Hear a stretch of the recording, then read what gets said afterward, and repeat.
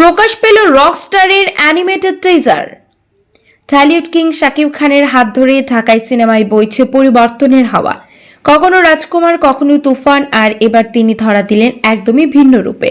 দীর্ঘ প্রতীক্ষার অবসান ঘটিয়ে প্রকাশ পেল মেগাস্টার শাকিব খান অভিনীত আসন্ন সিনেমা রকস্টারের অফিসিয়াল অ্যানিমেটেড টিজার।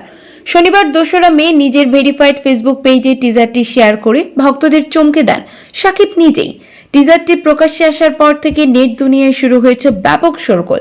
প্রকাশিত টিজারটি শুরু হয় এক অপার্থিব রূপক আবহে। একটি সাদা পাখি নীল আকাশে ডানা মেলে উঠছে, যা যেন এক মুক্ত প্রাণীর প্রতিচ্ছবি। তবে মুহূর্তেই ছন্দপতন। প্রচণ্ড বজ্রপাতে পাখিটি আহত হয়ে আছড়ে পড়ে মাটিতে। পাখিটির পতনের সাথে সাথেই সিনেমার গল্প মোড় নেয় ফ্ল্যাশব্যাকে। পর্দায় ভেসে ওঠে এক ছোট্ট বালকের শৈশবের স্মৃতি আর তার চোখে বোনা এক বিশাল স্বপ্নের বুনন। বড় হয়ে সে হবে একজন কিংবদন্তি রকস্টার। এরপর টিজারের পরবর্তী অংশগুলোতে শাকিব খানকে দেখা যায় জনবহুল কনসার্টে হাজারো ভক্তের চিৎকারের মাঝে গিটার হাতে দাঁড়িয়ে আছেন শাকিব, মুখে সিগারেট আর চোখে রোদ চশমা। এদিকে সবচেয়ে অ্যানিমেটেড দৃশ্যপটে একটি গাড়ির উপর গিটার হাতে শুয়ে থাকতে দেখা যায় মেগাস্টারকে, যা তার চরিত্রের ড্যাশিং ও বোহেমিয়ান ইমেজকে ফুটিয়ে তুলেছে। উল্লেখ্য, শাকিব খানের এই রকস্টার প্রজেক্টটি নিয়ে দীর্ঘদিন ধরে সামাজিক যোগাযোগ মাধ্যমে চর্চা চলছিল।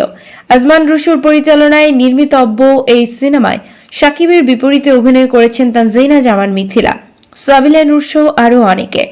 সবকিছু ঠিক থাকলে ছবিটি মুক্তি পাবে আসন্ন ঈদুল আজহায়। ছেলেমেয়েকে নিয়ে ফুরফুরি মেজাজে পরিমণি। টলিউডের গ্ল্যামার গার্ল এবং জনপ্রিয় চিত্রনায়িকা পরিমণি পর্দায় নানামুখী চরিত্রে দর্শকদের মুগ্ধ করলেও বাস্তব জীবনে তিনি একজন মা। শুটিংয়ের ব্যস্ত শিডিউল, কাজের চাপ সবকিছুর মাঝেও তার কাছে সবার আগে অগ্রাধিকার পায় তার 2 সন্তান। নিজের ছেলে শাকিব মোহাম্মদ পূর্ণ এবং দত্তক নেওয়া কন্যা সাফিয়া সুলতানা প্রিয়মকে নিয়েই এখন তার রঙিন সংসার।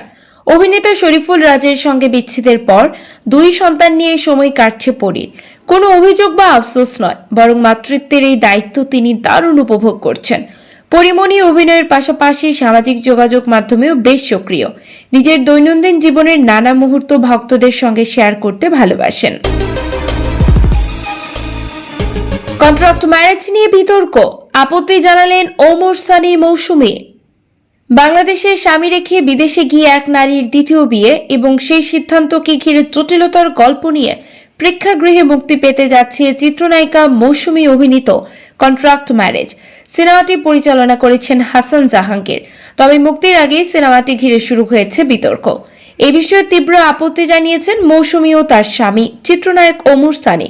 সামাজিক যোগাযোগ মাধ্যমে এক ভিডিও বার্তার মাধ্যমে এই দম্পতি তাদের তীব্র প্রতিবাদ ও ক্ষোভ প্রকাশ করেছেন। ভিডিও বার্তায় ওমর সানি জানান, এটি মূলত আমেরিকায় চিত্রায়িত একটি নাটক ছিল।